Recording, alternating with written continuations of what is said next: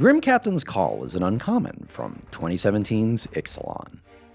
Tribal, a mechanical focus on specific creature types, is a tricky theme to make work well. It's incredibly popular, but sets have often struggled when that theme is all the set has to hang its hat on. Particularly because tribal cards tend to rely on very tightly coupled synergies, which can result in a lack of deck-building nuance. Take Ixalan, for example.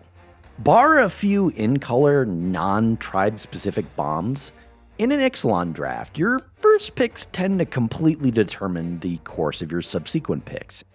You start with a really strong vampire card that only plays well when you have a bunch of vampires. You're now on autopilot, picking the best vampires that come your way.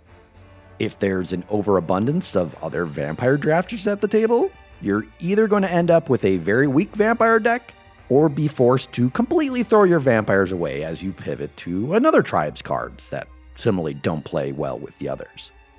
This kind of thing is typically addressed by having tribal glue cards to provide flexibility or reward people for getting creative with their choices. Like Grim Captain's Call, for example. Unfortunately, Grim Captain's Call is pretty much the only example in Ixalan.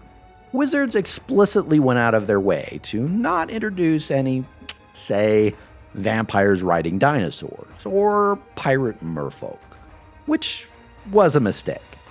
In Constructed, tribal themes have their own challenges.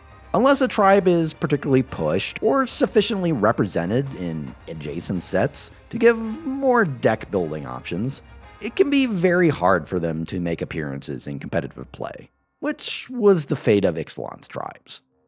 Here's hoping Caves of Ixalan's non-tribal focus still results in us getting some new tribal payoffs all the same.